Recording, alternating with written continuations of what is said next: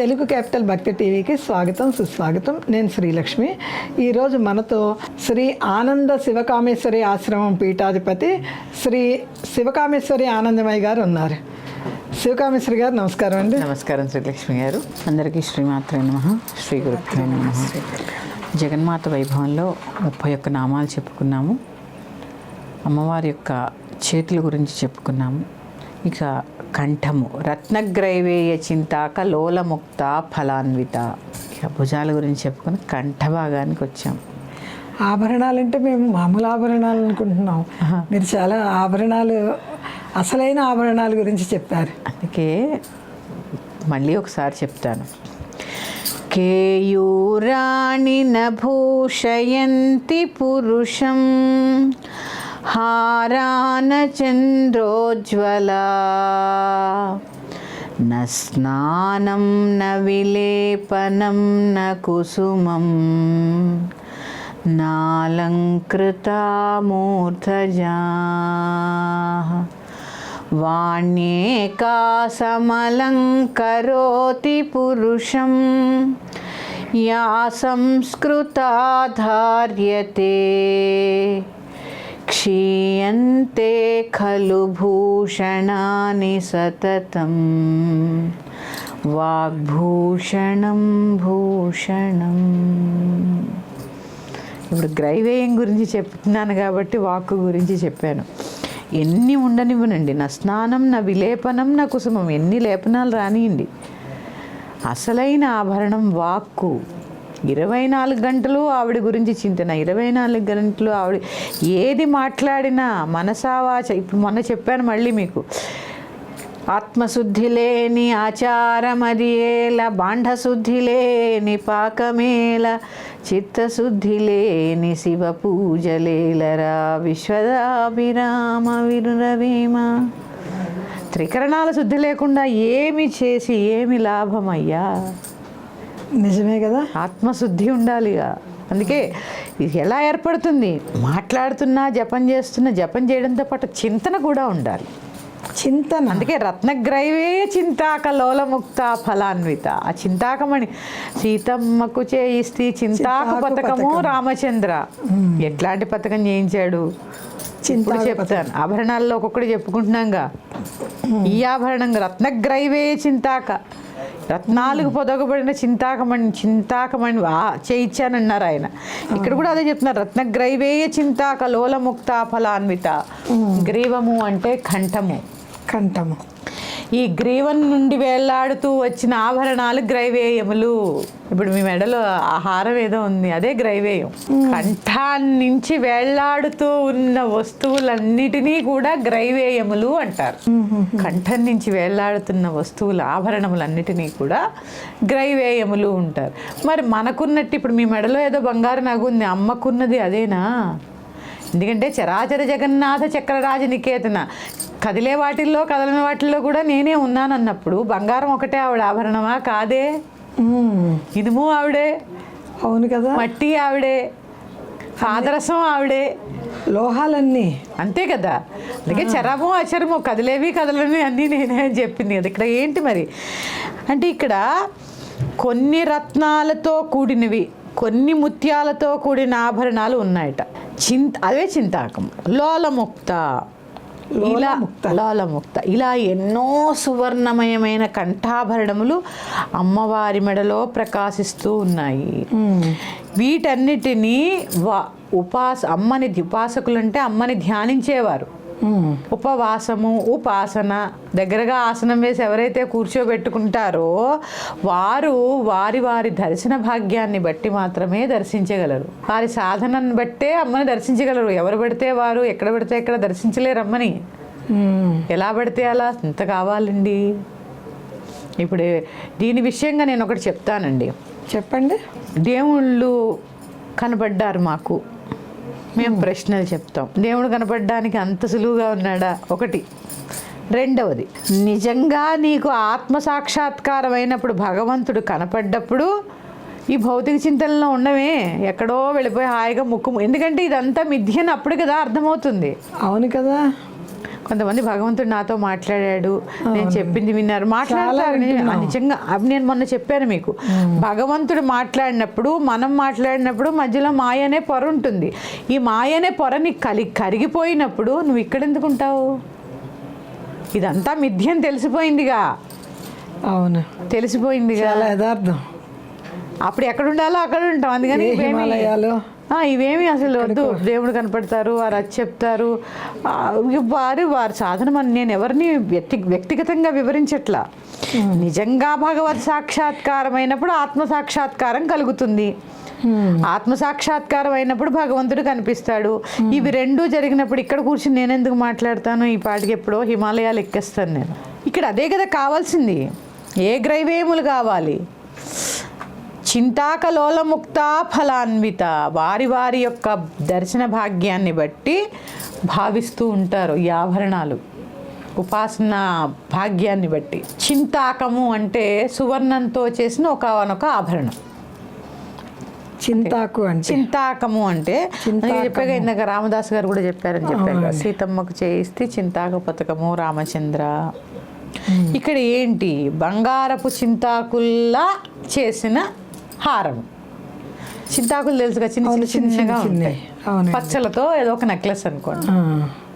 ఇక్కడ చింతాకము లోలముక్త, వీటిల్లోనే రహస్యం ఉందంట. ఆభరణం గురించి చెప్తున్నాను కదా నేను. ఇందాక కనకాంగద కేయూరు చెప్పుకున్నాము, ఇప్పుడు చింతాక లోలముక్త ఫలాన్విత. జపం చేసేటప్పుడు కంఠం నుంచే వాక్కులు వస్తాయి. అక్షరాలు ఎక్కడి నుంచి వస్తాయి? పరా, పశ్యంతి, మధ్యమ, వైఖరి. ఈ 4 రకాల వాక్కులు కంఠం నుంచి వస్తాయి. ఆ రూపం యొక్క వాక్కు యొక్క రూపము వైఖరిగా బయటకు వస్తుంది. ఇక్కడ జపం చేసేటప్పుడు కంఠం నుండి పలుకులు వస్తాయి. ఇక్కడ ఏముంది?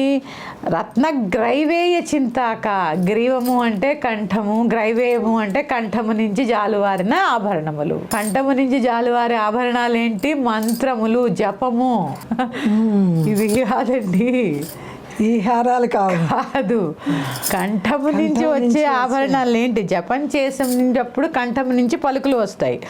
జపం చేసే వారికే కంఠంలో మంత్రరత్నం ఉంటుంది. ఎప్పుడు ఏదో నామం ఇక్కడ నడుస్తూనే ఉంటుంది. శ్రీమాత రాయమని ఏదో నడుస్తూనే ఉంటుంది. రత్నమేగా. ఇది రత్నం, ఇది చింతాకం అంటే అదే గ్రైవేయ, రత్నగ్రైవేయ. ఈ గ్రీవము నుంచి వచ్చే రత్నములే గ్రైవేయములు. ఇంకా ఏం చెప్తున్నారు అంటే, మంత్రమే రత్నమైంది, అదే గ్రైవేయమైంది. మంత్రమే రత్నం అయిపోయింది, ఆ రత్నమే గ్రైవేయం అంటే ఆభరణం అయింది, కంఠాభరణం అయింది. ఇప్పుడు మనం ఎన్ని నగలేసుకున్నా రామా అని పిలిచినప్పుడు తన్మయం అయిపోతామా లేదా? అవునండి. ఇవేమి తేటికి నువ్వు పెద్ద కాసుల పేరు వేసుకుని ఏం తన్మయత్వం రాదు. ఒక్కసారి అమ్మా శ్రీమాత్రే నమః రామా అనగానే తన్మయత్వానికి. ఇది కదా, ఈ మంత్రమే రత్నమైంది, ఆ రత్నమే గ్రైవేయమైంది. ఇలాగా మంత్రరత్నాన్ని కంఠంలో ప్రతి ఒక్కరూ ధరిస్తారు. మంత్రం నామము చేసుకుంటూనే ఉంటారు. కానీ ఈ కంఠంతో పలుకుతూ చింతన చెయ్యాలి. అదప్పుడు చింతాక లోలముక్త ఫలాన్విత. చింతాకు కాదు, ఆభరణం కాదు. ఎప్పుడైతే వాటిని చింతన చేస్తూ, అంటే చింతనలోలురై, ఎప్పుడూ కూడా ఆ నామం నడుస్తున్నప్పుడు ఆవిడ మీద ధ్యాస ఉండాలి. చింతన. ఇందుకే ఇది రత్నగ్రైవేయ చింతాకలోల. మంత్రాన్ని కంఠమునందు జపిస్తూ చింతన చేస్తూ దాని యందు లోలురై ఉంటారు. లోలముక్త ఫలాన్విత. ఎవరైతే కంఠమునందు జపము చేస్తూ చింతన చేస్తూ, చూడండి మళ్ళీ మంత్రం అంటే ఊరికే నోటితో ఉచ్చరించడం కాదు. నేను 1000 చేసా, 1,00,000 చేసా, 10 లక్షలు చేసా, 16 లక్షలు పూర్తి చేసా కాదండి. ఈ లక్షలు ఎవడికి కావాలి? నీకు కావాలి, ఆవిడికెందుకు? ఈ లెక్కలన్నీ మనకి ఏం చేస్తూ ఉంటాం? కంఠము నుంచి మంత్రము చదువుతూ ఎప్పుడైతే చింతన చేస్తూ దానికి లోలులై ఉంటామో ముక్తా ఫలాన్విత. ఇక్కడ చూడండి, ముక్తా ఫలాన్విత అంటే మోక్షం అనే ఫలాన్ని ఇస్తుంది. మోక్షం అనే ఫలాన్ని ఇస్తుంది. ఇది అంటే జపపరాయణులకు పనికొచ్చే భావం ఇది. రత్నగ్రైవే చింతాకలోల ముక్తా ఫలాన్విత. చాలామంది నా దగ్గరకు వచ్చి చెప్తూ ఉంటారు, నేను ఈ జపం చేస్తా, ఆ జపం చేస్తా, ఇంత చేసా, అంత చేసి, ఎంత చేసి ఏమి లాభము? చింతనేది, ఏమి మారావు? జపం చేస్తూ ఏం మారావు? ఎందుకంటే షట్చక్రములలో ఒక్కొక్క చక్రములలో ఒక్కొక్కటి పోగొట్టుకుంటాం, ఒక్కొక్క అవలక్షణాన్ని వదిలేస్తూ ఉంటాం. ఎంత మారాము? అందుకే అప్పుడే కదా ముక్తా ఫలాన్విత, మోక్షాన్ని ఇస్తుంది. అందుకే చింతామణి అంటే ఏంటి అంటే, ఏది చింతిస్తే అది ఇవ్వగలిగే మంత్రరాశి. ఏది మనం చింతన చేస్తే, అంటే చింతన అంటే ఆలోచిస్తే. నిజంగా నీ దగ్గర జపశక్తే ఉంటే నా పిల్లకి జ్వరం వచ్చిందని ఏడవు. ఎక్కడుంది? మంత్ర రాసే ఉందిగా నీ దగ్గర. నువ్వు ఏది చింతిస్తే అది ఇవ్వగలిగేది మంత్రరాశి, అదే చింతాకం అంటే. ఇంత ఉందండి. అమ్మవారి ఆభరణాలన్నీ కూడా మంత్రాలే. మనం ఏది చింతన చేస్తే ఆ మంత్రశక్తి అంత. ఇదే తత్వ విచారణ అంటే ఇదే అండి. ఎక్కడ ఆభరణం వచ్చినా అవి మంత్రవర్ణమే అని గ్రహించాలి. మాతృకావర్ణ రూపిణి ఆవిడ. మాతృక అకారాదిక్షకారాంత పర్యంతము ఉన్నది. అందుకే అక్షరం ఎప్పుడైనా నశించడం చూసామా? లేదండి, అక్షరాలు మారవు కదా. అదే కదా, మాతృకా వర్ణ రూపిణి ఆవిడ, మంత్రవర్ణంలో ఉంటుంది. నేను గ్రహించండి. ఇదంతా చెప్పినప్పుడు అమ్మ శివకామేశ్వరి గారు మీరు చెప్పినప్పుడు బాగుంది, తర్వాత ఎలా? అందుకే గురువుల్ని సంప్రదించండి. చక్కటి గురువుని ఎంచుకోండి. చక్కటి గురువు కావాలి. చక్కటి గురువు కావాలండి. గురువుని ఎలా ఎంచుకోవాలో కూడా చెప్తాను సలహా. చెప్పండి. ఏ గురువు అయితే మీకు ఆధ్యాత్మిక ప్రయాణంలో అనుమానం వచ్చినప్పుడు ఆ అనుమానాన్ని తీర్చగలిగే సమర్థత ఉందో, ఒక గురు పరంపరలో ఉంటూ వస్తున్నారు అంటే గురువు కూడా ఒక పరంపర అనేది గురు పరంపర అంటారండి దాన్ని. గురువు, స్వగురువు, పరమగురు, పరమేష్ఠి గురు. అలాగే నీకు ఎప్పుడు ఏ అనుమానం వచ్చినా వారు వెంటనే స్పందించాలి. ఎందుకంటే పూర్వము గురువులు ఎలా పరీక్షించేవారు? వారి గురుకులంలో ఉండేవారు, శుశ్రూషలు చేసేవారు, పనులు చేసేవారు. అవునండి. ఇన్ని ఉంటే అప్పుడు వారికి అనుగ్రహం కలిగితే ఏదో చిన్న మంత్రం ఇచ్చేవారు. ఇప్పుడు అలాగదే మంత్రాలన్నీ చాలా ఈజీగా దొరుకుతున్నాయి. మంత్రం మీద, గురువు మీద ఎవ్వరికీ ఏం లేదండి. అవునండి, ఒక్క స్విచ్ నొక్కితే ఎన్నో మంత్రాలు వచ్చేస్తున్నాయి. ఇలాంటి సమయంలో మంత్రాలుగా కొంతమంది ఉంటారు, మంత్రాలు కావాలి, గురువులు అక్కర్లా. గురువులేని మంత్రం ఇక్కడి నుంచి వచ్చింది. ఇప్పుడు ఈ పరీక్షలన్నీ లేవుగా, గురుకులాలు లేవు, ఏమీ లేవు, సమయం వెచ్చించరు, అన్నీ ఫ్రాక్షన్ ఆఫ్ సెకండ్స్లో అయిపోవాలి.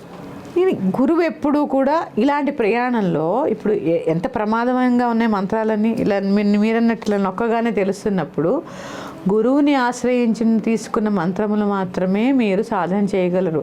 లేకపోతే మీకు అనుమానం వస్తే ఎవరు తీరుస్తారు? అవును కదా. అందుకని మీకు దగ్గరలో ఉన్న గురువుని మీరు గురువు గారి దగ్గరికి వెళ్ళి కూర్చున్న మీతో ఒక 10 నిమిషాలైనా కనీసం మాత్రం సంభాషించే గురువుని ఎంచుకోండి. ఎక్కడో దూరంలో ఉంటారు, మీరు ఏదో అడుగుతారు, వాళ్ళకి సమయం ఉండదు, మీకు ఏవేవో అనుమానాలు వస్తూ ఉంటాయి, గందరగోళంగా ఉంటుంది ప్రయాణం అంతాను. అవును కదా. కానీ మీ అనుమాన నివృత్తి ఆధ్యాత్మిక ప్రయాణంలో, మీ ఆధ్యాత్మిక ప్రయాణంలో అనుమానం వచ్చినప్పుడు అది నివృత్తి చేసే దగ్గరలో ఉండే గురువుని ఎంచుకోండి. అంతే కదా. అందుకని ఈ అమ్మ యొక్క ప్రతి ఆభరణము కూడా మంత్రవర్ణనే.